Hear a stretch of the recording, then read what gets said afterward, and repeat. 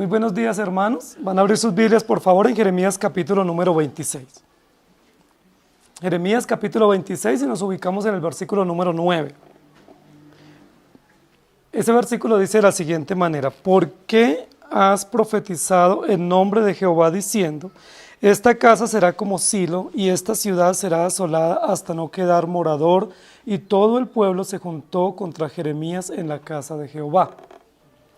El versículo número 9 comienza con una pregunta que es una pregunta de las que generalmente usa el profeta Jeremías en su escrito, y es: ¿por qué has profetizado en nombre de Jehová? Y ese va a ser el título de la predicación del capítulo número 26. ¿Por qué profetizas así? Vamos a usar eso como una pregunta retórica que nos va a servir de guía para poder analizar el capítulo número 26 del libro de Jeremías. Nosotros hemos estado viendo a lo largo de este estudio del profeta Jeremías que Jeremías fue uno de los profetas más amenazados que tuvo Israel, especialmente Judá. Fue el profeta que más tuvo sufrimientos y enfrentó oposición de parte del pueblo y de parte de todos los líderes. La Biblia nos dice en algunas oportunidades que Jeremías tuvo inclusive temor de salir a la calle y miedo y vergüenza de salir a la calle, porque cada vez que él hablaba, él percibía que la gente se burlaba de él, que la gente lo amenazaba y que la gente decía: miren, ahí viene el que siempre nos regaña, o ahí viene el que solamente habla cosas terroríficas, o ahí viene el que solo habla maldición sobre esta ciudad. ¿Sí? La Biblia dice que Jeremías en algunas oportunidades se hacía a un lado o se aislaba, y por eso es llamado un profeta como solitario, porque él enfrentó muchísimo sufrimiento, incomprensión y persecución por parte de todos los líderes, especialmente los sacerdotes y los profetas y los reyes de turno. De los 5 reyes bajo los cuales el profeta Jeremías dio su profecía, 4 fueron reyes muy malos. El único que fue bueno en su ministerio fue el rey Josías, que fue un amigo de él, pero también lo acompañó y lo apoyó en su trabajo como profeta. Pero todos los demás reyes fueron reyes profundamente malos, que persiguieron a Jeremías y que estuvieron en contra de los mensajes que él estaba dando. Entonces, lo que yo quiero que nosotros estudiemos hoy, usando como base el versículo 9, es: ¿por qué has profetizado en nombre de Dios? ¿O por qué profetizas así? Una de las preguntas que generalmente se hicieron los líderes del pueblo de Israel fue: ¿por qué si a Jeremías una y otra vez lo amenazaban y una y otra vez lo silenciaban o le cerraban las puertas en el templo y le prohibían hablar en nombre de Dios? ¿Por qué Jeremías seguía profetizando así? A nosotros nos parece un poco contradictorio que Jeremías, en lugar de frenarse o de detenerse en su trabajo profético, más bien continuara enseñando con audacia, con valor, con tenacidad, y no desistió. ¿Sí? Nos es muy interesante que Jeremías, siendo que los mismos gobernantes lo mandaron a callar, él no se callara, sino que siguiera con mucha fuerza y con mucho empuje predicando la palabra de Dios. Nosotros encontramos que de todos los profetas del Antiguo Testamento, el que más se asemeja en cuanto a sufrimiento al Señor Jesucristo es el profeta Jeremías. El profeta Jeremías fue un profeta sufriente, o un profeta sufrido en todo el sentido de la palabra, especialmente por los líderes del momento. Yo quiero que vayamos a los primeros 6 versículos del capítulo, porque estamos resolviendo la pregunta: ¿por qué profetizas así? ¿O por qué sigues enseñando esto? Los primeros 6 versículos dicen así: en el principio del reinado de Joacín, hijo de Josías, rey de Judá, vino esta palabra de Jehová diciendo: así ha dicho Jehová, ponte en el atrio de la casa de Jehová y habla a todas las ciudades de Judá que vienen para adorar en la casa de Jehová todas las palabras que yo te mandé hablarles, no retengas palabra. Quizá oigan y se vuelvan cada uno de su mal camino, y me arrepentiré yo del mal que pienso hacerles por la maldad de sus obras. Les dirás pues: así ha dicho Jehová, si no me oyereis para andar en mi ley, la cual puse ante vosotros, para atender a las palabras que mis siervos los profetas, que yo os envío desde temprano y sin cesar, a los cuales no habéis oído, yo pondré esta casa como Silo, y esta ciudad la pondré por maldición a todas las naciones de la tierra. Los primeros versículos de este capítulo, que habla sobre la amenaza de muerte que recibe el profeta Jeremías, nos indican que básicamente Jeremías profetizaba una y otra vez, así como lo hacía, porque Dios le había ordenado, es decir, porque así dice el Señor. En muchísimas partes de la Escritura, especialmente en el libro de Jeremías, se repite esa fórmula o esa expresión, así dice el Señor. Así dice el Señor. Cuando los profetas usaban esa fórmula o esa expresión inicial antes de dar sus discursos o sus mensajes al pueblo, lo que estaban atestiguando era que lo que ellos iban a decir efectivamente no era una palabra de ellos, sino que era una palabra que venía de Dios, que era Dios el que les había dado ese encargo y que ellos iban a enseñar fielmente el mensaje que habían recibido del Señor. La Biblia nos va a decir en el versículo número 1 que este episodio del capítulo 26 acontece bajo el reinado de Joacim, hijo de Josías. Recordemos que Joacim fue uno de los reyes más malvados que tuvo Israel. Es interesante porque el rey Josías fue un rey considerado bueno, que hizo buenas reformas para el pueblo de Israel, pero luego viene un hijo al trono y ese hijo es Joacim y ese hijo es un hombre supremamente malvado. La Biblia dice que cometió muchísimas atrocidades contra el pueblo de Dios, que vendió al pueblo judío, que hizo alianzas con los babilónicos, que hizo negocios con naciones paganas, que trajo ídolos y los puso en la ciudad. Pero una de las ofensas graves que este rey cometió contra Dios fue que quiso matar a los profetas enviados por Dios. Esa fue una de las crueldades que cometió Joacim. No solo se deleitó en la inmoralidad y en la idolatría, sino que también quiso silenciar a los profetas o a las voces enviadas por Dios. En este caso está intentando hacer eso con el profeta Jeremías. Entonces, lo que la Biblia nos va a decir es que bajo el reinado de Joacim, ¿cierto?, hijo de Josías, rey de Judá, recibió Jeremías de parte de Dios esta palabra para decirle al pueblo. El versículo número 2 es interesante porque nos dice la Biblia exactamente cuál fue el lugar que Jeremías tomó para dar el mensaje a los líderes religiosos del momento. Versículo 2 dice: Jehová me dijo, ponte en el atrio de la casa de Jehová y habla a las ciudades de Judá que vienen para adorar en la casa de Jehová todas las palabras que yo te mandé a hablarles y no retengas palabra. El versículo número 2 dice la Biblia que el lugar escogido por Dios para dar este discurso fue el atrio del templo, es decir, a la entrada del templo. Recordemos que Jeremías ya no podía entrar al templo. Parece ser que en los primeros 5 años del ministerio profético de Jeremías, él pudo entrar al templo, bajo Josías. Pero una vez Josías muere, se le impide a Jeremías entrar al templo a adorar. Recuerden que bajo Joacás se le prohíbe a Jeremías entrar al templo a adorar. No es una persona grata en el templo. No es bienvenido y él tuvo un discurso en el capítulo 15 donde Dios le dice: hazte la puerta del templo y da el siguiente discurso.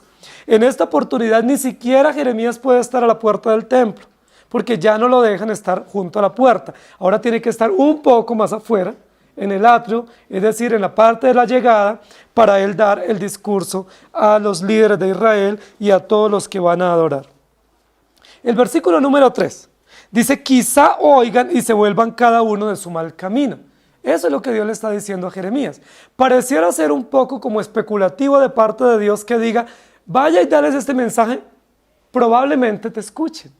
La pregunta de luego, ¿Dios no sabe todas las cosas? ¿Por qué Dios le dice a Jeremías: ve y quizás, o es probable, o quizás algunos pudieran escucharte y atiendan y se vuelvan de su mal camino y yo me arrepentiré del mal que pienso hacerles por la maldad de sus obras? La respuesta a este interrogante es: Dios sabe todas las cosas. Dios sabía que si Jeremías iba a dar este discurso en el atrio, ¿quiénes le iban a escuchar y a atender y volverse de su mal camino? Ninguno. Absolutamente ninguno, porque ya Dios había destinado el juicio que vendría y lo que estaba haciendo era enviándoles nuevamente al profeta Jeremías para que el pueblo no tuviera excusa de que Dios no les había advertido con anterioridad del juicio que iba a venir. Dios no estaba esperando el arrepentimiento, no porque no fuera necesario, porque justo ese es el llamado de Dios para el pecador que se arrepienta, sino Dios no está esperando el arrepentimiento porque definitivamente era un pueblo rebelde y Dios sabía que a través de la prédica de Jeremías en el atrio ninguno se iba a arrepentir, porque no se habían arrepentido en ocasiones anteriores. Lo que Dios va a hacer con Jeremías es nuevamente darles el anuncio público para que ellos no tengan excusa del juicio que va a venir sobre la nación. Por eso ese versículo dice, y me arrepentiré del mal que pienso hacerles. El versículo mismo nos da la respuesta. Este es un tema que ha sido un poco complicado en la teología bíblica, porque algunos dicen, ve, Dios sí que se arrepiente. Dios se puede arrepentir de algunas cosas que Él ha determinado hacer. O sea que si yo oro mucho, o si yo hago esto o aquello, yo voy a hacer que Dios cambie de opinión, se arrepienta y haga lo que yo quiero, o lo que a mí me beneficie. Nosotros sabemos que Dios no se arrepiente en el sentido de cambiar de idea, o de cambiar de opinión. Nosotros sabemos que lo que Dios determinó desde la eternidad, así es, tiene fiel cumplimiento y Él no tiene sombra de variación. Entonces, ¿qué es lo que está diciendo el versículo número 3? Lo que está diciendo es, como yo voy a mandarte a ti, a que des un discurso que yo te estoy mandando con mis palabras, y como ellos ninguno se va a arrepentir, entonces yo tampoco me arrepentiré del mal que ya determiné para ustedes. Si alguno de ellos se arrepintiere, entonces yo me arrepentiré. Es decir, hay una condición. Como ellos no se arrepienten, yo tampoco me arrepentiré del mal. Y eso nos indica nuevamente la soberanía y la perfección del conocimiento de Dios, que definitivamente Dios va a traer el juicio sobre Judá y sobre Jerusalén, porque esta nación no se va a arrepentir. Nuevamente el versículo 4 dice, así ha dicho Jehová, si no me oyeres para andar en mi ley, la cual puse ante vosotros, para atender las palabras de mis siervos los profetas, que yo os envío desde temprano y sin cesar, yo pondré esta casa como silo, y esta ciudad la pondré por maldición a todas las naciones de la tierra. El pueblo de Israel ya había recibido de parte de Jeremías el discurso de que el templo iba a ser destruido. ¿Cuántas veces Jeremías, aproximadamente en estos 20 años de ministerio, ha advertido de la destrucción del templo de Jerusalén? Muchísimas veces, ya nos hemos perdido en cuenta. Jeremías ya está casi cansado con un discurso reiterativo, monotemático, diciendo lo mismo y la gente no lo escucha. ¿Qué es lo que despierta ahora mayor reacción de parte del pueblo contra Jeremías? Al pueblo no le molesta que Jeremías diga que el templo va a ser destruido.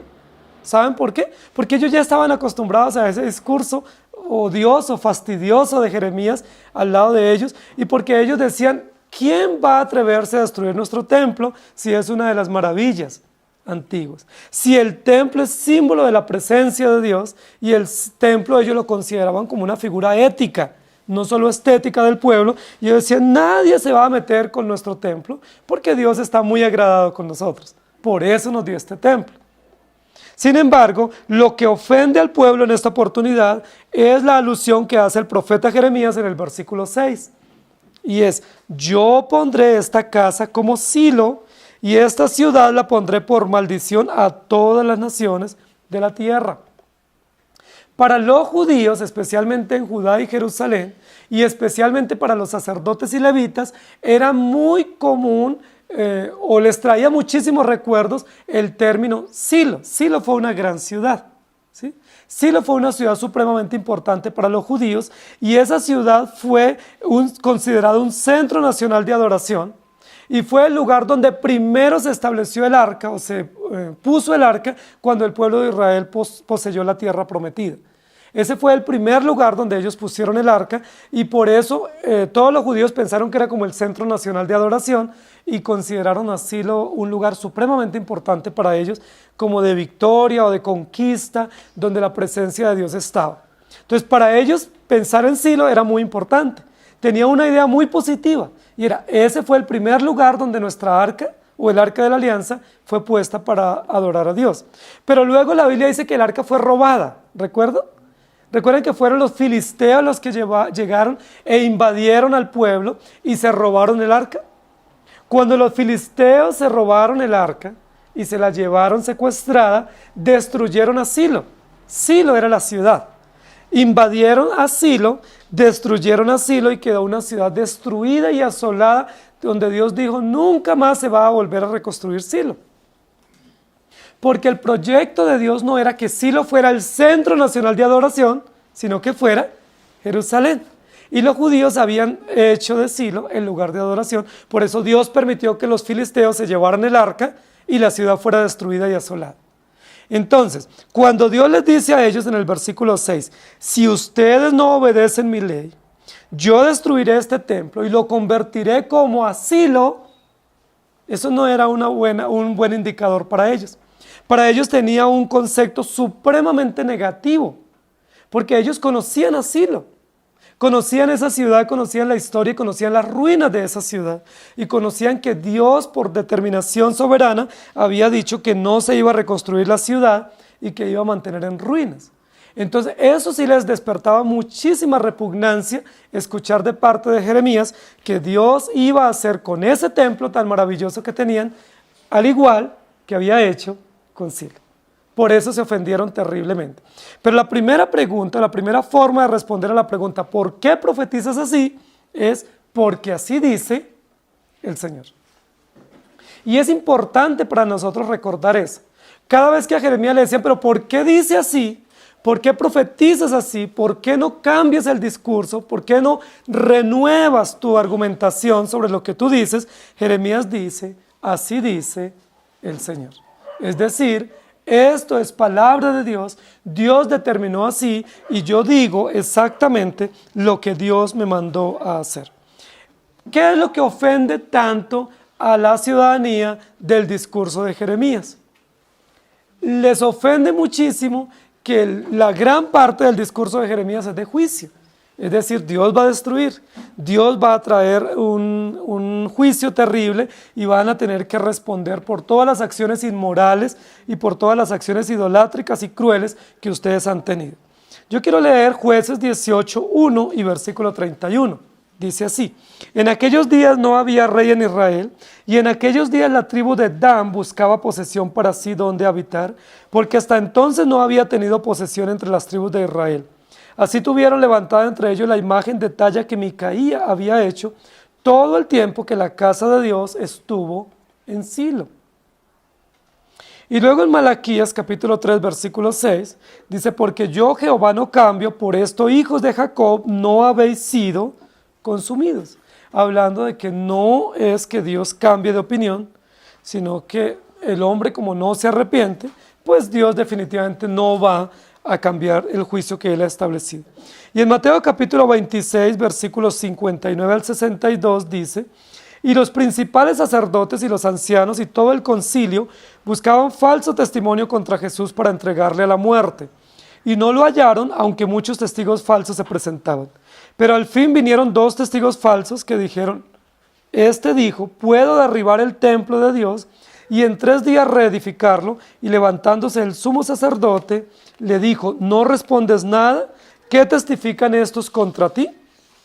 Entonces, básicamente, lo que va a suceder con el profeta Jeremías fue exactamente lo que sucedió con el Señor Jesucristo.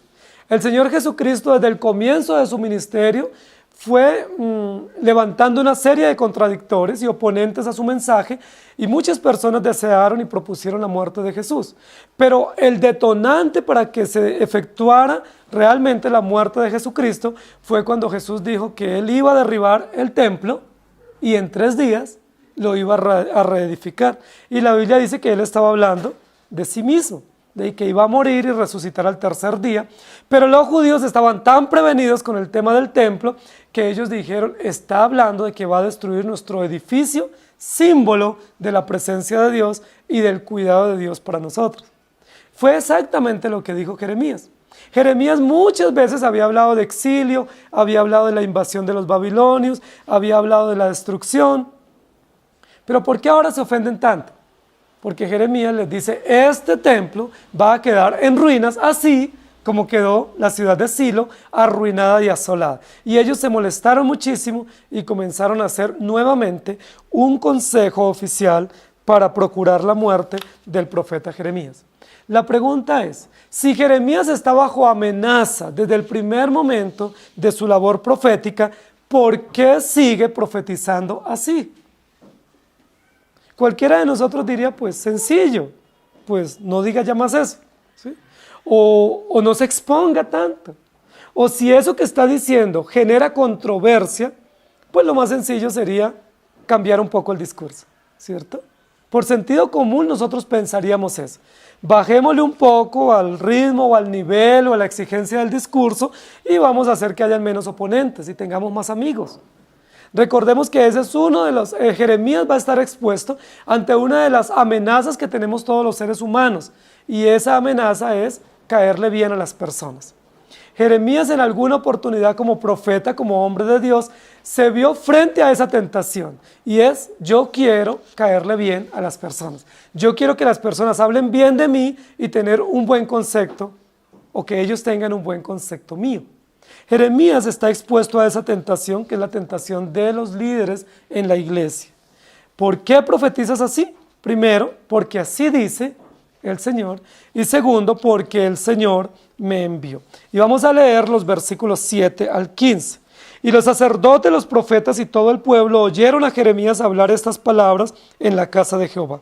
Y cuando terminó de hablar Jeremías todo lo que Jehová le había mandado que hablase a todo el pueblo, los sacerdotes y los profetas y todo el pueblo le echaron mano diciendo, de cierto morirás. ¿Por qué has profetizado en nombre de Jehová diciendo, esta casa será como Silo y esta ciudad será asolada hasta no quedar morador? Y todo el pueblo se juntó contra Jeremías en la casa de Jehová.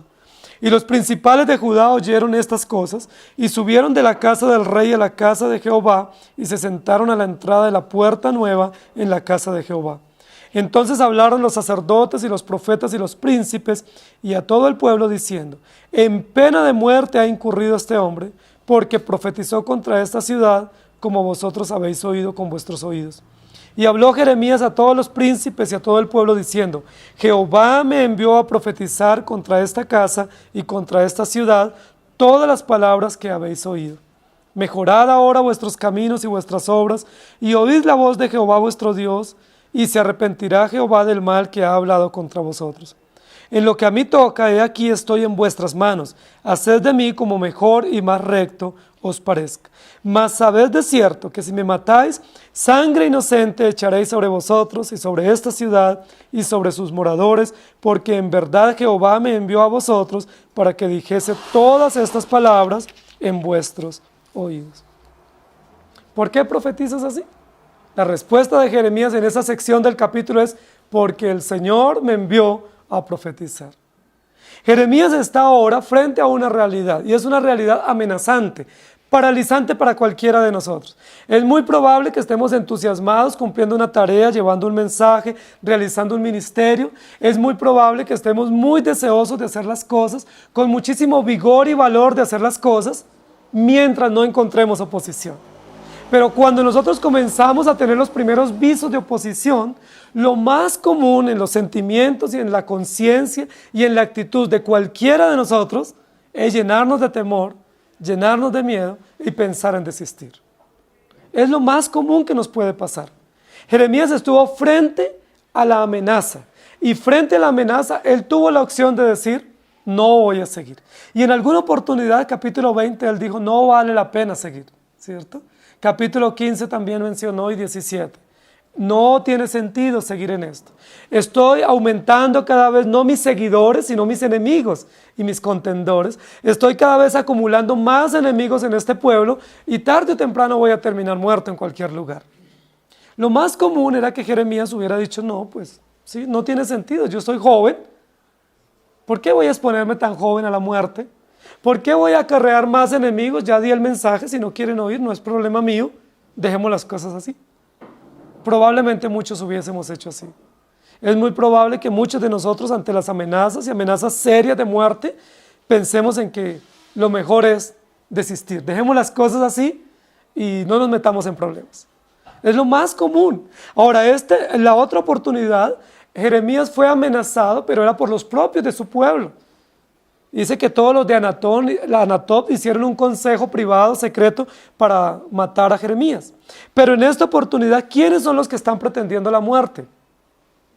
Dice, los propios magistrados, los propios sacerdotes y los propios profetas y todo el pueblo, reunidos como en una gran multitud, una gran reunión pública diciendo, es digno de muerte porque ha profetizado contra este templo.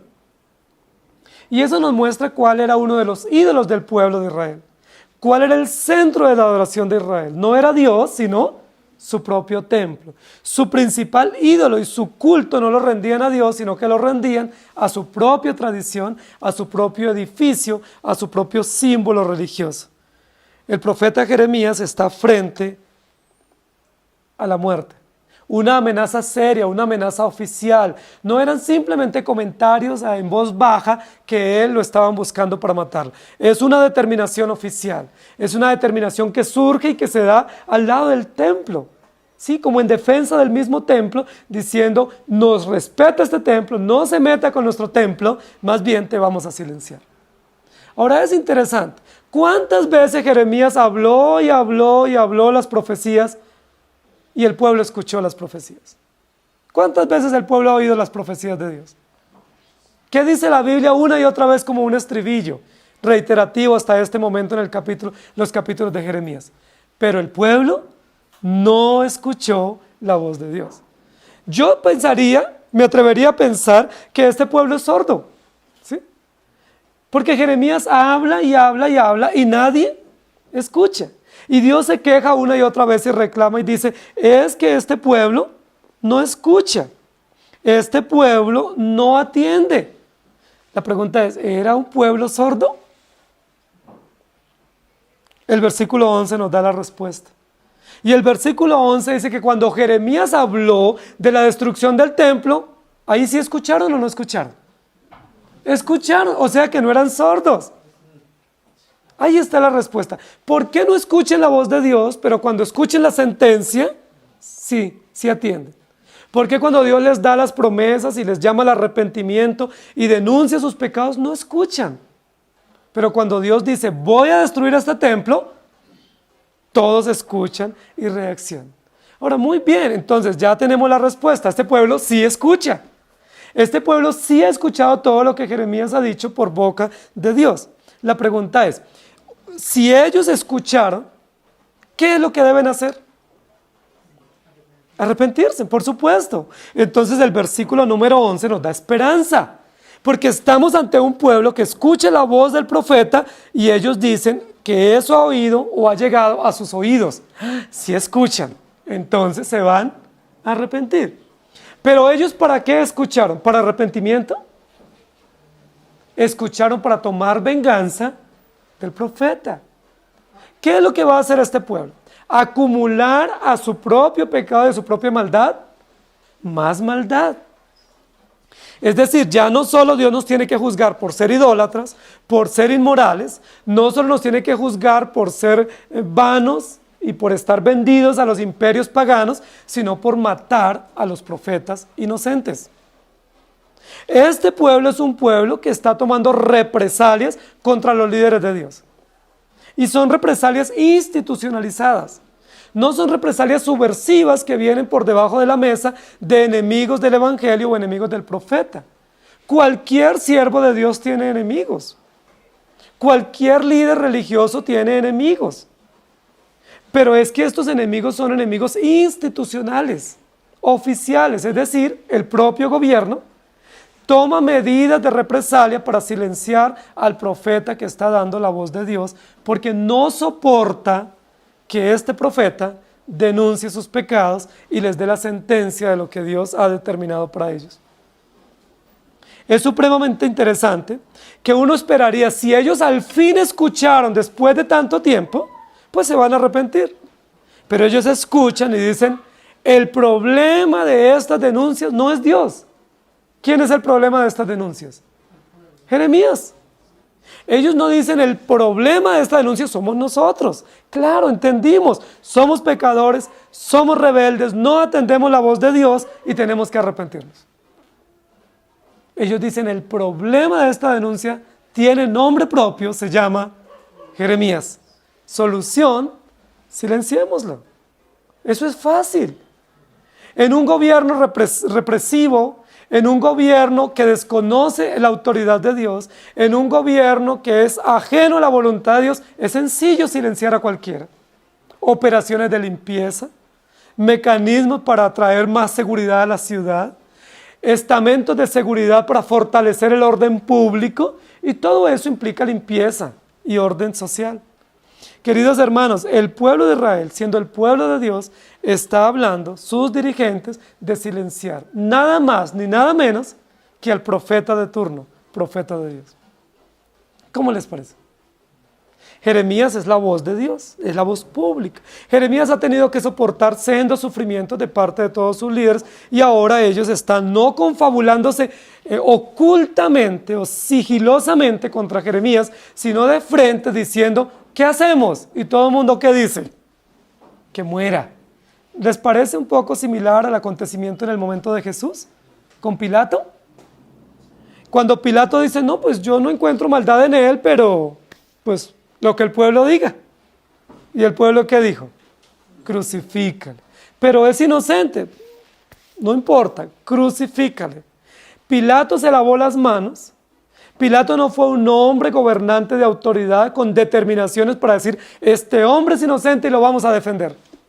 Lo pudiera haber hecho porque Pilato era el gobernador. Pilato era la autoridad máxima en ese momento.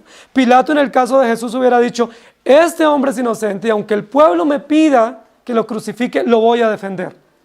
¿Lo hizo así? No, se lavó las manos para decir, no tengo responsabilidad, lo que el pueblo decide está bien.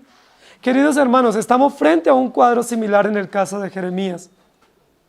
Los líderes apelando a la voz del pueblo para que el pueblo tome las decisiones.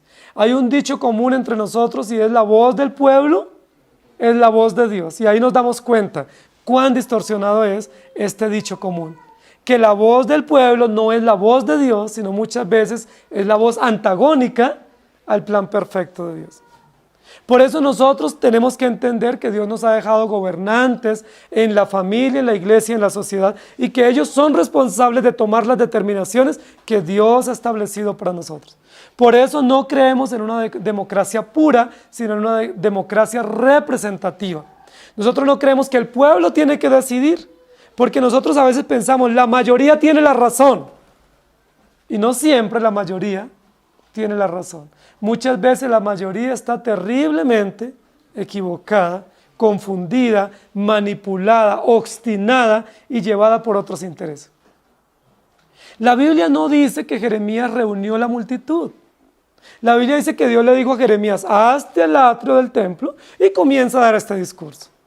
Pero cuando los sacerdotes, los profetas y los príncipes se dieron cuenta de ese discurso, se ofendieron mucho y convocaron a toda la ciudadanía, ¿sí?, para que toda la ciudadanía se diera cuenta y tomara una decisión.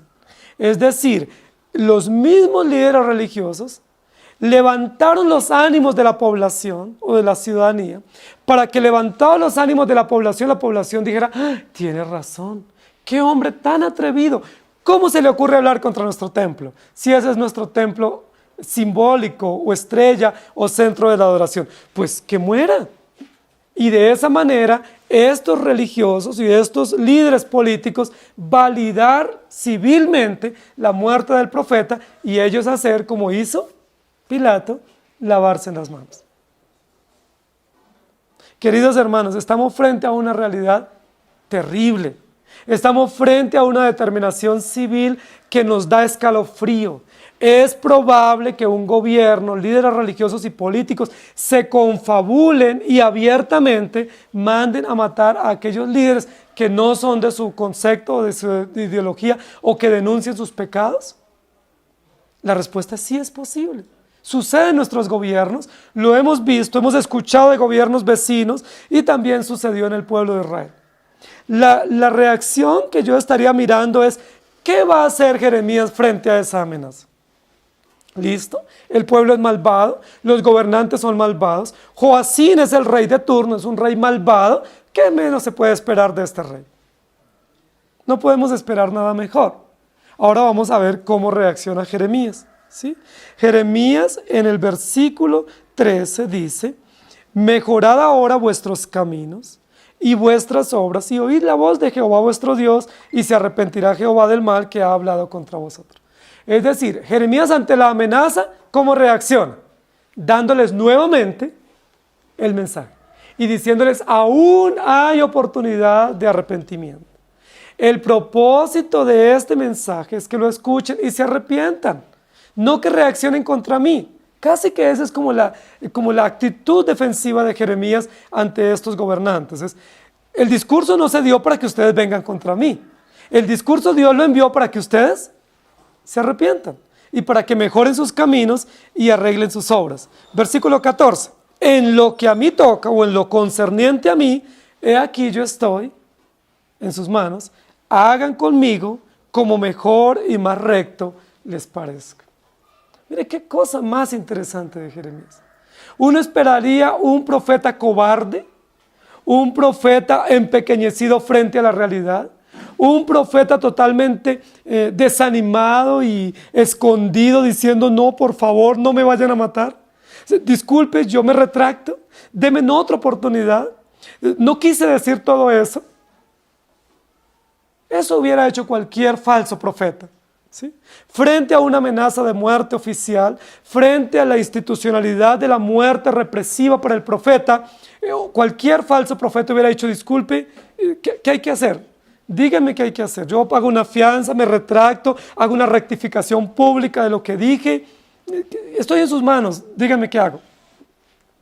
Pero el versículo 14 nos dice que valerosamente, con muchísimo coraje, con muchísima audacia, como siempre ha tenido Jeremías, se pone frente a esa gran multitud y probablemente mirando a los ojos a los más cercanos, los líderes políticos, a los sacerdotes y profetas, les dice en lo que a mí corresponde, o si piensan en mí, o si piensan qué estoy pensando respecto a esa amenaza, mi respuesta es, estoy en sus manos.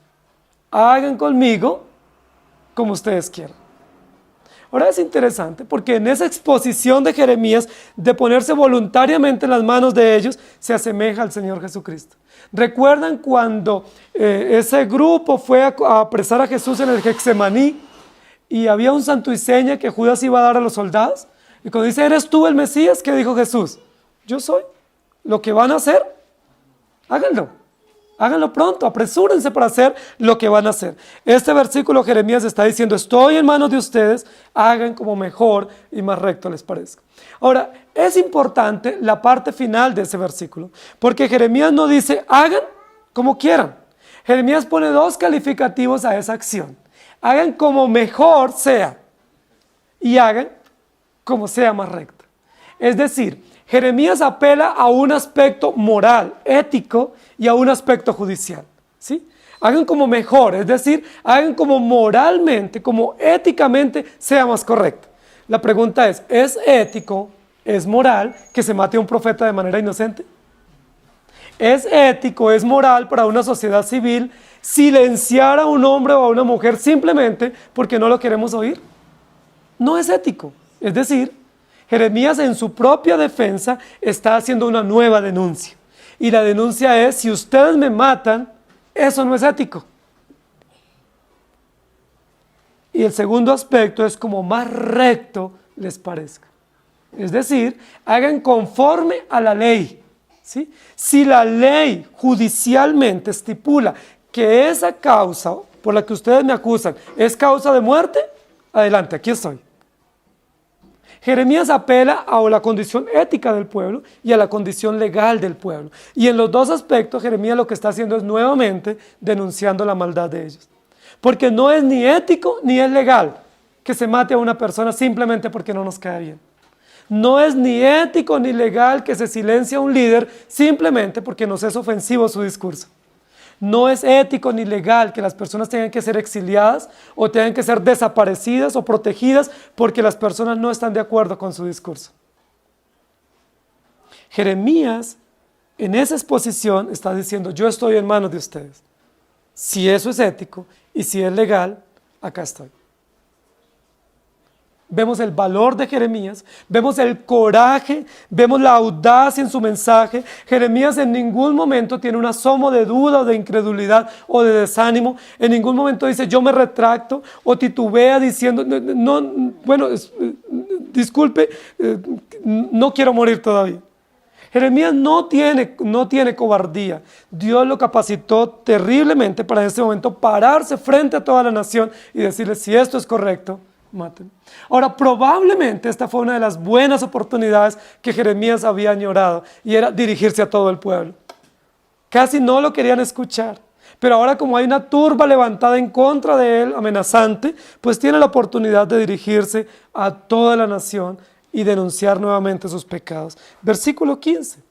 Ustedes pueden matarme, si eso es ético y si es legal, o si corresponde a la ética que ustedes tienen, que es una ética perversa, o a una justicia que es perversa y corrompida y acomodada, está bien, estoy en las manos de ustedes. Pero, versículo 15, sepan o tengan por seguro que si me matan, sangre inocente echarán sobre vosotros y sobre esta ciudad y sobre sus moradores, porque en verdad Jehová me envió a vosotros para que dijese todas estas palabras en vuestros oídos. No sé cómo les parece a ustedes este versículo. Yo no veo en ningún momento cobardía de parte del profeta, o desánimo, o un hombre dubitativo, pusilánime, lleno de miedo. Es un hombre enérgico, valeroso, no parecido al del capítulo 1 cuando Dios lo llamó, que dijo: Señor, no sé hablar, tengo mucho miedo y me da mucho terror enfrentarme a las implicaciones de la labor profética. Aquí está con muchísima energía, con muchísima audacia diciendo: está bien, mátenme. Me van a matar por decir la palabra de Dios, háganme, mátenme, aquí estoy. Pero quiero decirles por última vez, antes de que me maten, si me van a matar, que eso que están haciendo es un pecado más y lo van a pagar ustedes, sus familiares, su ciudad, y se van a tener que enfrentar ante Dios. Jeremías es un hombre lleno de coraje. Comprendemos aquí por qué Dios lo llamó para esa labor profética. En el capítulo 1, Jeremías, con las respuestas y las excusas, daba a entender como que Dios estaba equivocado, que debía buscarse un hombre mucho más valeroso y con mayor coraje que él, porque él era un hombre nervioso y tímido y un poco dubitativo. Pero en este texto nosotros comprendemos nuevamente que Dios soberanamente eligió a Jeremías y lo puso porque era el hombre preciso para poder enfrentar todo este tipo de situaciones. Posiblemente ningún otro hombre hubiera tenido el valor para enfrentar esta posición como la tuvo el profeta Jeremías. Probablemente cualquier otro se hubiera amilanado ante esta situación, hubiera dudado y hubiera entregado sus credenciales, hubiera dicho: no sigo y bueno, tomen otra decisión. O probablemente hubiera dicho: bueno, está bien, métanme a la cárcel, pero no me maten todavía. Pero Jeremías dice: está bien, mátenme, pero sepan que mi sangre, si la derraman, es la sangre de un inocente, que va a caer sobre sus cabezas, es decir, les va a atormentar sus conciencias y tendrán que responderle a Dios, ustedes y sus moradores, de igual manera, por derramar sangre inocente. ¿No fue eso lo que dijo Jesús también?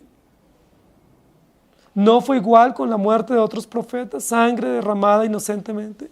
Yo les pregunto, ¿hoy en día en nuestra nación no se derrama constantemente sangre inocente? Muchas de las personas que nos dicen que son personas envueltas en crímenes, no están envueltas en crímenes, sencillamente es la forma de distraer a la opinión pública para que la opinión pública diga: ay, se hizo justicia, pero muchas veces se mata, se sacrifica inocentes.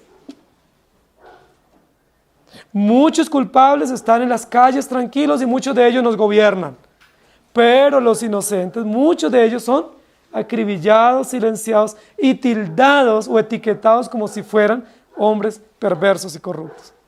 Nosotros sabemos que en el caso de Jeremías fue así, no solo porque Jeremías lo diga, sino que la Biblia es la palabra de Dios y Dios da testimonio de que Jeremías era inocente. Jeremías, ¿por qué profetizaba así? Porque el Señor lo envió. ¿Qué es lo que está diciendo Jeremías? Versículo número 15. Pues si ustedes me quieren matar, mátenme. Pero ¿quién tiene la mayor responsabilidad o la responsabilidad superior de que yo les diga eso que les he dicho que ha sido tan ofensivo a sus oídos? Dios. Dios me envió. ¿Sí? No solo así dice el Señor, sino Dios me envió. Entonces, básicamente, la forma como argumenta la defensa Jeremías es: si a ustedes no les gusta lo que yo estoy diciendo, arréglenselas con el que me envió. Si a ustedes no les gusta lo que yo les estoy exponiendo, pues arréglenselas con aquel que me envió. Porque yo solo he dicho lo que Él me ha enviado.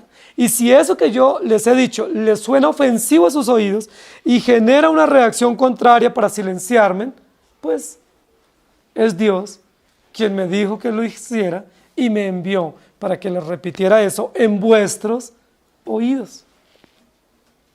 Queridos hermanos, el pueblo de Israel es un pueblo terriblemente rebelde. ¿Por qué ninguno de este pueblo, sacerdotes, profetas, príncipes y la población en general, no hay uno que diga, bueno, pero Jeremías es inocente? ¿No será que esto más bien debe ser un llamado de Dios para arrepentirnos? No hay ni siquiera una persona en este momento que piense así. Todos están diciendo, no aceptamos las palabras de Jeremías, no aceptamos que vamos a sufrir consecuencias, no recibimos esto, no recibimos aquello. Y se parece a una corriente de una falsa teología contemporánea, donde las personas dicen, yo no recibo esto, yo no acepto aquello, no lo recibo. ¿Somos nosotros soberanos para decir no recibo la enfermedad? No recibo la muerte, no recibo la crisis económica, no recibo los problemas o la aflicción. La Biblia más bien dice que Dios en muchas oportunidades está contra nosotros para que nosotros seamos llamados a través de las circunstancias a mejorar nuestros caminos y nuestras obras y oír y atender la voz de Dios. Deuteronomios capítulo 18, versículos 20 al 22, dice, el profeta que tuviera la presunción de hablar palabra en mi nombre, a quien yo no le haya mandado hablar, o que hablar en nombre de dioses ajenos, el tal profeta morirá. Y si dijeres en tu corazón, ¿cómo conoceremos la palabra que Jehová no ha hablado? Si el profeta hablar en nombre de Jehová, y no se cumpliere lo que dijo ni aconteciere, es palabra que Jehová no ha hablado, con presunción la habló el tal profeta, no tengas temor de él. Y en el Salmo 132, versículos 11 al 14 dice, en verdad juró Jehová a David y no se retractará de ello. De tu descendencia pondré sobre su trono. Si tus hijos guardaren mi pacto y mi testimonio que yo les enseñaré, sus hijos también se sentarán sobre tu trono para siempre, porque Jehová ha elegido a Sión, la quiso por habitación para sí. Esta es para siempre el lugar de mi reposo. Aquí habitaré porque la he querido. Y luego en Deuteronomio 19, versículos 10 al 13 dice, para que no sea derramada sangre inocente en medio de la tierra que Jehová tu Dios te da por heredad, y no seas culpado de derramamiento de sangre. Pero si hubiere alguno que aborreciera a su prójimo, y lo acechare, y se levantare contra él, y lo hiriere de muerte, y muriere, si huyere a alguna de estas ciudades, entonces los ancianos de su ciudad enviarán y lo sacarán de allí, y lo entregarán en manos del vengador de la sangre para que muera. No le compadecerás y quitarás de Israel la sangre inocente y te irá bien. Está la legislación sobre lo que Jeremías está exponiéndoles a ellos. Si es recto que me maten, máteme. Y si es ético, listo, está bien, estoy en manos de ustedes. ¿Por qué profetizas así? Porque así el Señor ha hablado. Versículos 16 al 24. Y dijeron los príncipes y todo el pueblo, los sacerdotes y profetas, no ha incurrido a este hombre en pena de muerte, porque en nombre de Jehová nuestro Dios nos ha hablado. Entonces se levantaron algunos de los ancianos de la tierra y hablaron a toda la reunión del pueblo diciendo, Miqueas de Moresed profetizó en tiempo de Ezequías rey de Judá y habló a todo el pueblo de Judá diciendo, así ha dicho Jehová de los ejércitos, Sión será arada como campo y Jerusalén vendrá a ser montones de ruinas y el monte de la casa como cumbre de bosques. ¿Acaso lo mataron Ezequías rey de Judá y todo Judá? ¿No temió a Jehová y oró en presencia de Jehová y Jehová se arrepintió del mal que había hablado contra ellos? ¿Haremos pues nosotros tan gran mal contra nuestras almas? Hubo también un hombre que profetizaba en nombre de Jehová, Urías, hijo de Semaías de Kiriat Jearim, el cual profetizó contra esta ciudad y contra esta tierra, conforme a todas las palabras de Jeremías. Y oyeron sus palabras el rey Joacín y todos sus grandes y todos sus príncipes, y el rey procuró matarle, entendiendo lo cual Urías tuvo temor y huyó a Egipto.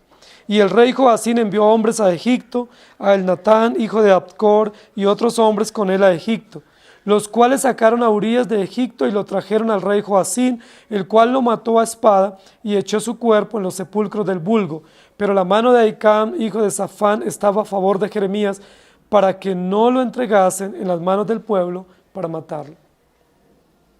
Queridos hermanos, está dada la condición para la muerte. Las situaciones públicas y las situaciones oficiales hablan de que Jeremías está sentenciado de muerte. No se le ha hecho un juicio civil, no se está tratando ética ni rectamente, pero él está sentenciado de muerte. Jeremías está en manos de Dios y en manos de ellos, pública y civilmente. Jeremías se somete a esa autoridad diciendo, aquí estoy, hagan conmigo lo que quieran. Jeremías no se defendió de la manera común como nosotros nos defenderíamos. Y eso nos enseña muchísimo. Nosotros frente a una amenaza de muerte nos defendemos de la manera común. Y la manera común siempre es corrupta, ¿sí? Por ejemplo, si a nosotros el jefe nosotros hemos obrado mal y en la empresa nos llama la atención, nosotros no nos arrepentimos del mal que hemos obrado. ¿Cómo obramos? De una manera injusta, ¿cierto? Diciéndole, no, jefe, deme otra oportunidad, yo le traigo algo, yo hago esto, pero no dice, no, yo obré mal, yo me arrepiento. Hice algo mal.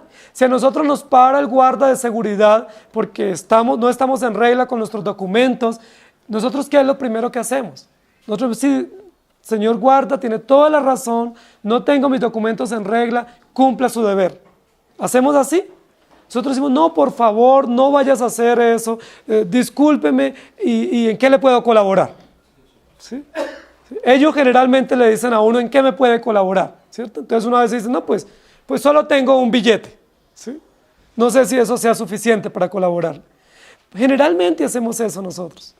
Generalmente, frente a la amenaza o frente al temor de la consecuencia, nosotros decimos, no, señor guarda, cumpla su deber. Yo soy consciente que he obrado mal y yo tengo que asumir las consecuencias. Nosotros frente a eso lo que decimos es, no, yo aquí tengo algo y déjeme ir, por favor, pero no vaya a cumplir su deber, porque ese deber implica consecuencia terrible para mí, especialmente para mi bolsillo. ¿Hizo Jeremías así? Jeremías no hizo así, y eso es un ejemplo maravilloso de un hombre recto, íntegro, ético, y ahora está la contraparte. Versículos 16 al 24. Dice lo siguiente: entonces dijeron los príncipes y todo el pueblo a los sacerdotes y profetas, no ha incurrido este hombre en pena de muerte. Unos príncipes se levantaron. Dice, este hombre no ha incurrido en pena de muerte. Este hombre ha hablado en nombre de Jehová nuestro Dios. Mire, otros hombres valerosos se levantaron. Miren lo importante. Nosotros pensamos que solo Jeremías era el hombre valeroso.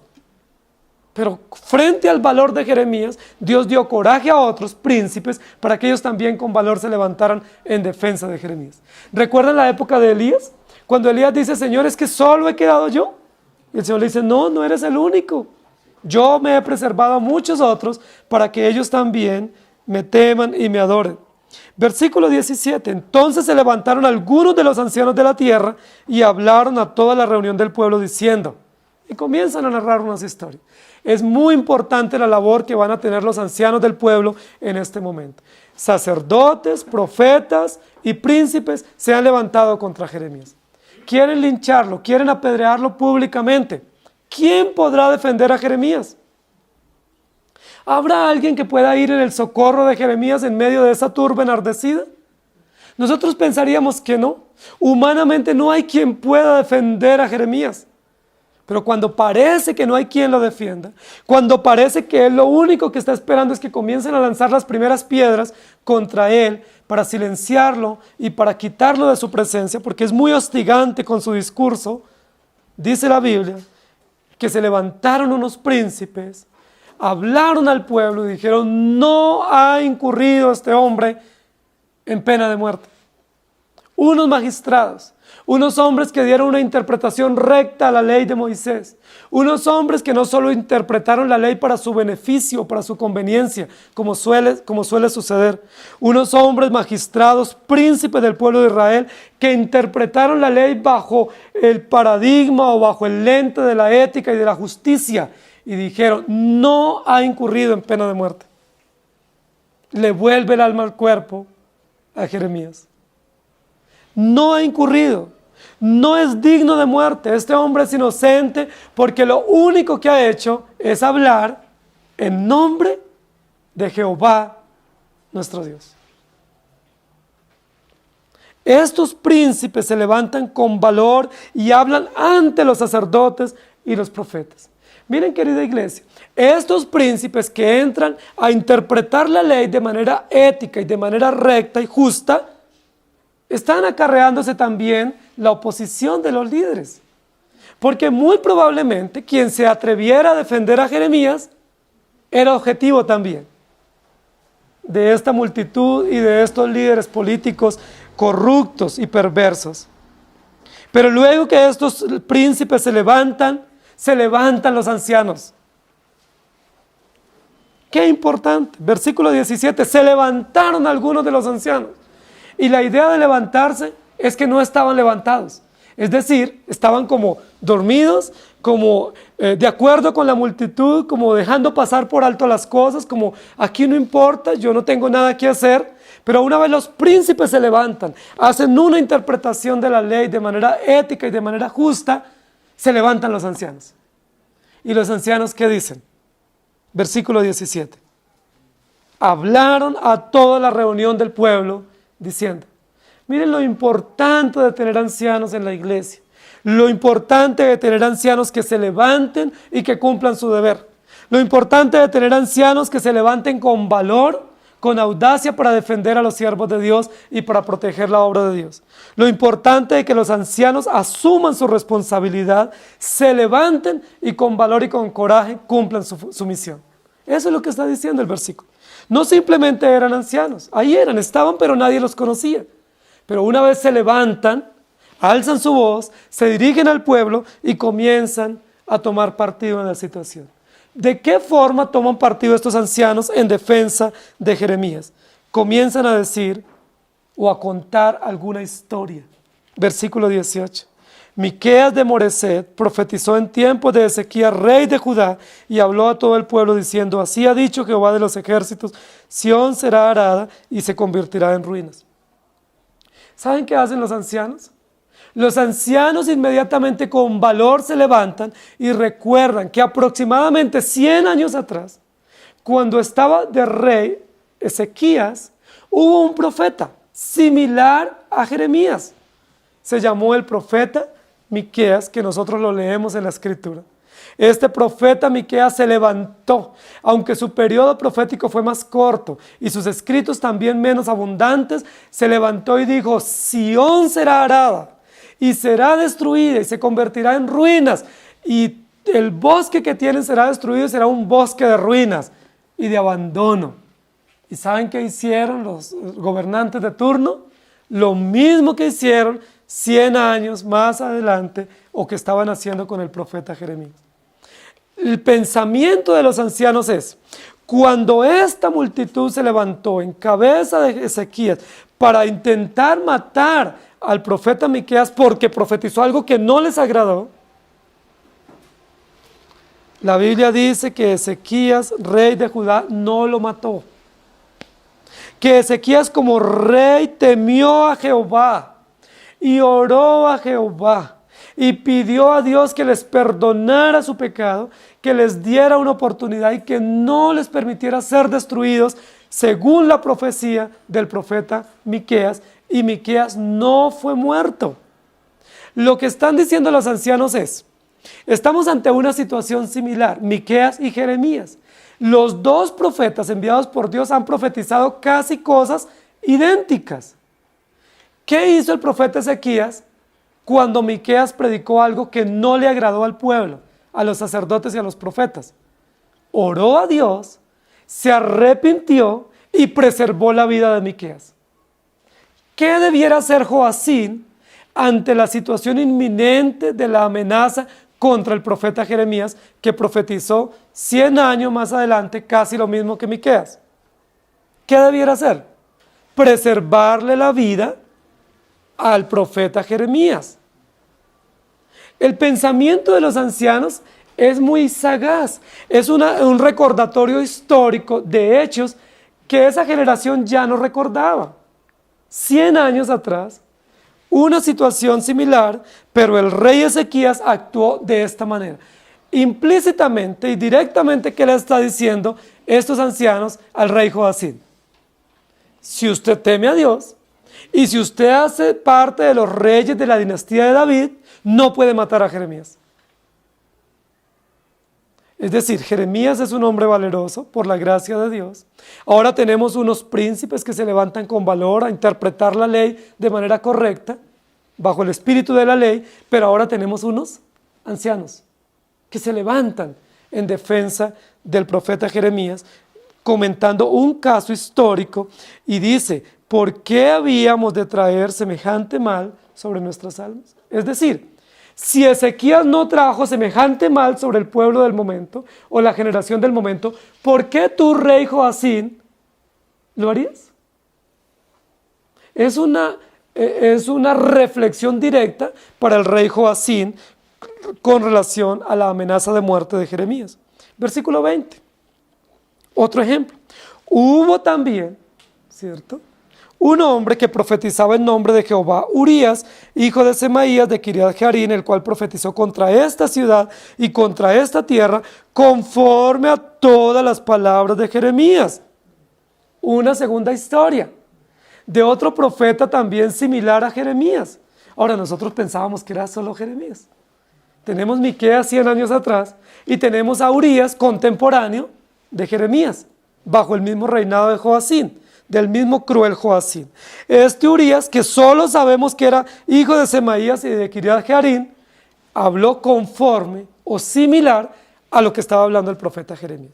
Vamos a ver qué aconteció, versículo 21.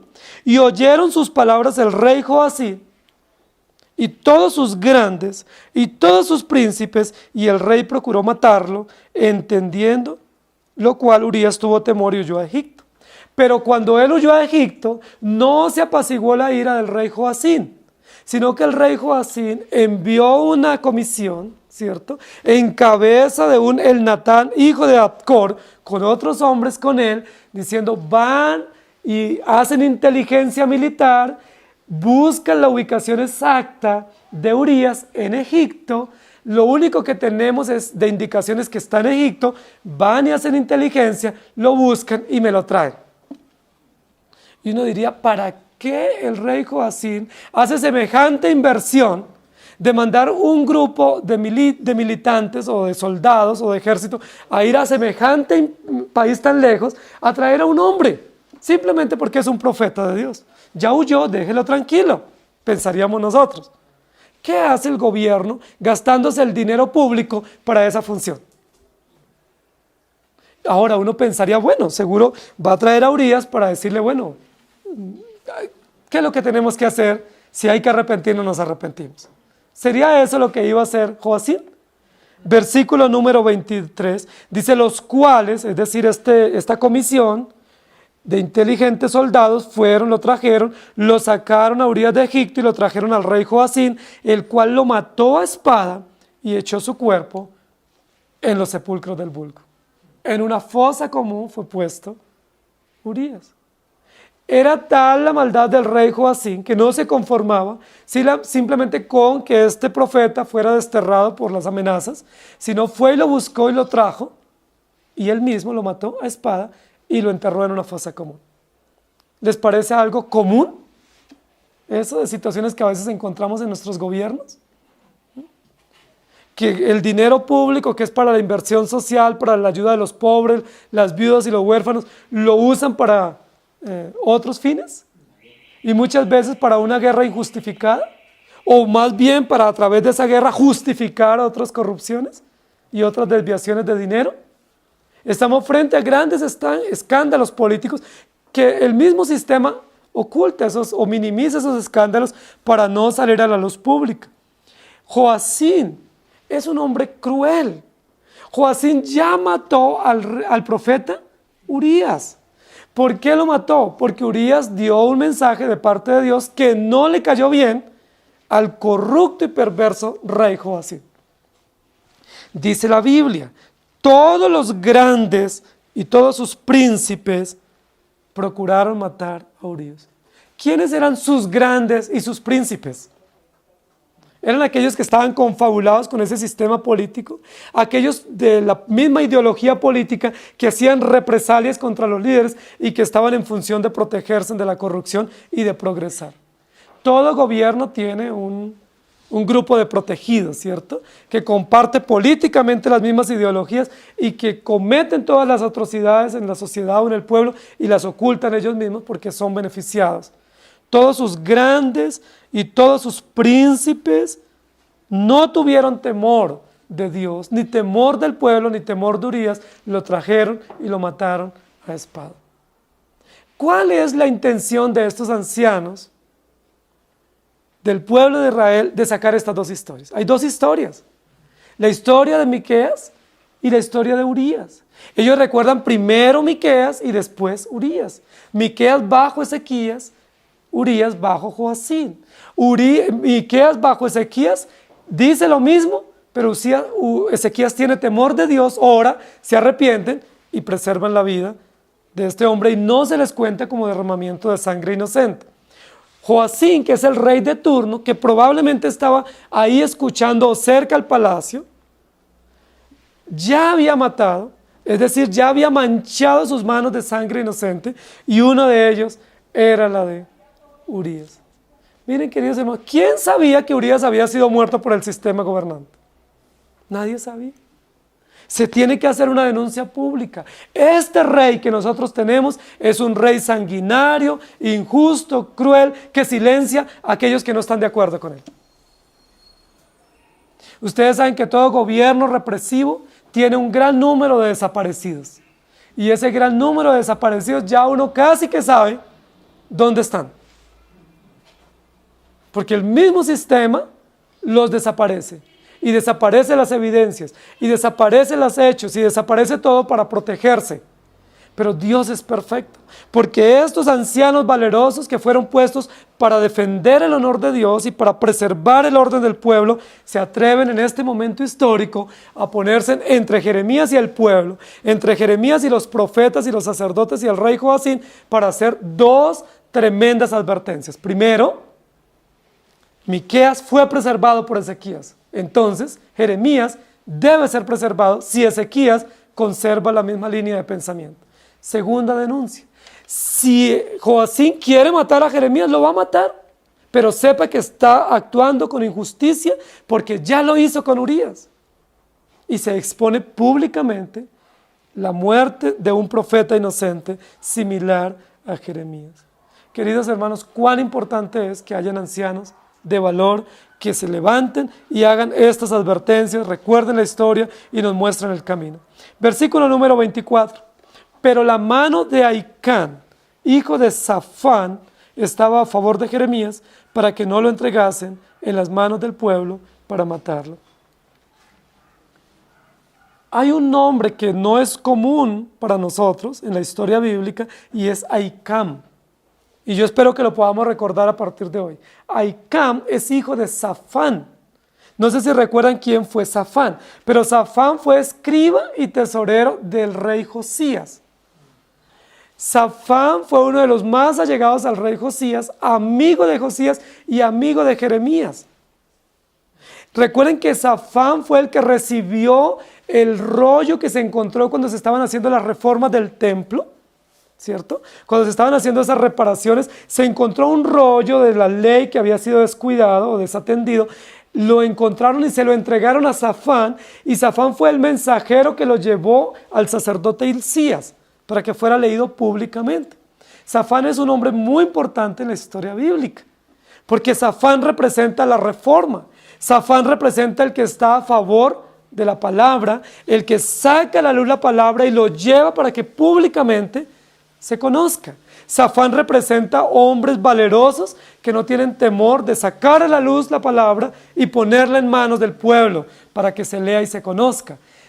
Este hombre, Ahicam, es hijo de Safán. Y la Biblia dice que Ahicam, hijo de Safán, estaba a favor de Jeremías. ¿Dónde trabajaba Ahicam? Ahicam no era un hombre de la periferia. Gracias a Dios, Ahicam era un hombre supremamente importante y hacía parte de los gobernantes o del gobierno o del parlamento del momento. La Biblia habla de dos personajes en esta ocasión, y es Ahicam y el Natán, que eran miembros de dos familias muy influyentes de Israel en ese momento histórico. Pero además de ser miembros de una familia muy influyente en Israel a nivel político y a nivel religioso, Ahicam y el Natán eran amigos personales de Jeremías. Nosotros pensábamos que Jeremías no tenía amigos a estas alturas. Nosotros pensábamos que Jeremías todo el mundo estaba en contra. Y muchas veces en sus momentos de depresión, él manifestó que estaba solo y todo el pueblo en contra. Pero la Biblia nos va a hablar con nombre propio de dos hombres, especialmente de Ahicam, que siendo un hombre que trabajaba en el poder y que tenía autoridad e influencia política y militar, también era amigo personal de Jeremías. ¿Qué hizo Ahicam a favor de Jeremías? Versículo 24. Dice, él estaba a favor de Jeremías para que no lo entregasen en manos del pueblo para matarle. Ahicam se constituye como un mediador o un intermediario entre los gobernantes y el pueblo. Los gobernantes ahora tienen opiniones divididas. Unos dicen que debe morir Jeremías y otros que no, pero el pueblo dice que Jeremías debe morir. Ahicam se pone en la mitad como intermediario, a favor de Jeremías para protegerlo. Y miren lo importante de esto, queridos hermanos. La misma Biblia dice que si nosotros damos testimonio de nosotros mismos, ese testimonio no es verdadero. Si yo voy y me presento y les hablo de mí, ¿ustedes qué creen que yo les voy a hablar de mí siempre? Maravillas, ¿cierto? Yo les voy a hablar maravillas de mí. Y les voy a dejar impresionados probablemente con lo que yo soy, lo que yo hago, con mis alcances, con mis logros, pero ese testimonio mío no es verdadero. La Biblia dice que el testimonio verdadero es el que dan 2 o 3 testigos ajenos a nosotros, porque ese testimonio es objetivo, es justo y es veraz. Por eso es importante que un amigo de Jeremías, Ahicam, que hace parte del gobierno, se levante y dé un testimonio a favor de Jeremías. Todo el pueblo que dice, Jeremías debe morir. El rey y los grandes y los príncipes del rey que dicen, debe morir y no es el primero que va a morir injustamente. Lo podemos matar, nuestra conciencia ya está cauterizada, está tranquila, podemos matar a cualquiera. Y sencillamente lo echamos en una bolsa, lo echamos a la basura y se desapareció y no hay nada. Pero hay unos amigos, o un amigo especialmente, Ahicam, que se levanta para defender a Jeremías. ¿Cuán importante es? ¿Se acuerdan cuando el rey David estuvo amenazado de muerte? ¿Cómo el rey David logró ser preservado? A través del apoyo y la amistad de Jonatán, hijo del rey Saúl, que era su propio enemigo. ¿Se acuerdan que en varias oportunidades hombres de Dios estuvieron amenazados y fueron defendidos o protegidos por personas que Dios los puso como amigos para defenderlos? Aquí nos habla muy bien de la amistad de Ahicam con Jeremías, no una amistad de complicidad, sino una amistad real, transparente, verdadera, para defender al profeta en el momento de la peor amenaza. Ahicam se levanta para defender a Jeremías. La Biblia más adelante nos va a decir que Ahicam fue el padre de Gedalías y que Gedalías gobernó a Judá después de la reconstrucción del templo, cuando el rey Ezequías fue capturado. El rey Sedequías fue capturado. Entonces, miren lo importante, Safán es el hombre que es portador del libro para llevarlo al sacerdote Hilcías. Ahicam es un hombre que defiende al profeta Jeremías y Gedalías es un hombre que gobierna a Jerusalén después del regreso del exilio o después de la destrucción, mejor, del templo de Jerusalén. Estamos hablando de 3 generaciones de esa familia de hombres dedicados a defender la obra del Señor y de actuar con rectitud y con ética. ¿Por qué profetizas así? Porque así el Señor ha hablado. Así el Señor ha hablado, y aunque hayan todas las amenazas y todas las advertencias, no importa, estamos en las manos del Señor.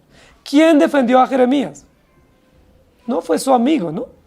Defendió a Jeremías Dios a través de unos príncipes valerosos que se levantaron a interpretar la ley correctamente. Dios defendió a Jeremías a través de unos ancianos valerosos que remembraron la historia para que fuera fresca en los oídos y en la retina de los oyentes. Pero Dios defendió también de manera directa a Jeremías a través de Ahicam, hijo de Safán, compañero de Josías, porque él estaba a favor de Jeremías. Queridos hermanos, es importante que nosotros comprendamos el llamado y la misión que Dios nos ha dado. ¿Cuál es la tarea que Dios nos ha dado? ¿Para qué nos ha llamado nuestro Dios? Ese llamado implícitamente tiene sufrimiento, implícitamente tiene consecuencias. ¿Qué vamos a hacer? Cuando vengan las amenazas, cuando vengan las represalias, cuando vengan los anuncios de muerte, cuando nos digan, si sigue hablando de esto, lo vamos a callar, o te vamos a denunciar, o te vamos a demandar, ¿qué vamos a hacer? Hay dos opciones. Una opción es retractarnos, dar un paso al costado, decir yo no sirvo para esto y renunciar. Pero la otra actitud, que es la actitud correcta, solo la pueden tomar los creyentes y Dios los capacita para eso. Y es, Dios me llamó, Dios me sostiene, Dios me puso en esta tarea y pase lo que pase, frente a las peores adversidades, Dios está con nosotros. No tenemos temor, vamos a vivir para Dios, vamos a caminar en la gracia y en el conocimiento de nuestro Dios.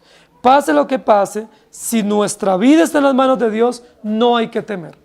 Es probable que seamos muertos como Urías. Es probable que seamos preservados después de la amenaza como Jeremías. No sabemos. ¿Qué suerte correremos nosotros? No sabemos. Lo único que sabemos, queridos hermanos, queridos líderes, es estamos en las manos de nuestro Dios. Si Dios nos llamó, aunque la gente nos pregunte, ¿por qué profetizas así?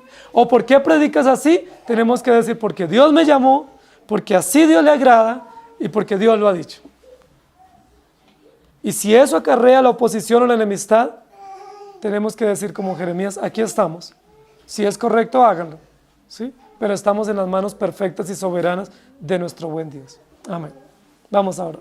Amado Señor, gracias te damos por darnos la oportunidad de compartir tu palabra, por darnos la oportunidad de entender que tú eres nuestro Dios, que nuestra vida y el llamado y lo que tú nos has encargado pertenece a ti, por darnos la oportunidad de comprender lo importante que es estar rodeado de personas temerosas de ti, por ayudarnos a comprender que en medio de las peores adversidades tú estás con nosotros, que siempre estamos en medio de gobiernos hostiles y represivos, pero Señor, tú eres nuestro Dios.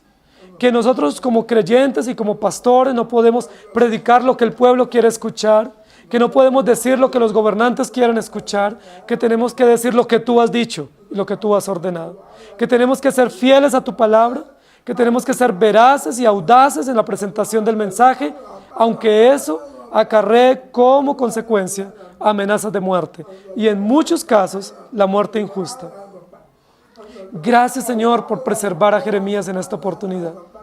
Gracias porque aunque Joacín metió a Jeremías a la cisterna e intentó de 1000 maneras matarlo, no logró matarlo. Y por eso tenemos todas estas profecías, porque tú preservaste la vida del profeta. Gracias porque igual nos preservas hoy. Gracias por estos príncipes valerosos que interpretaron la ley tuya correctamente en defensa de Jeremías y en gratitud para ti. Gracias por estos ancianos valerosos que no fueron ancianos nominales, sino que cumplieron su función con autoridad, con valor frente al pueblo, recordando la historia y evidenciando que Joacín era un rey malvado y perverso. Y gracias por Ahicán, un hombre extraordinario en la historia bíblica, para ser instrumento en tus manos a favor de Jeremías, para preservar a Jeremías. Recordamos el valor de la amistad, el valor de la veracidad, el valor de la fidelidad al lado de siervos tuyos, caminando hombro a hombro en defensa, pero primeramente en honor a ti, pero también con gratitud con aquellos hombres que tú has puesto para servirte. Gracias te damos, en el nombre de nuestro Señor Jesús. Amén. Que el Señor les bendiga, hermanos.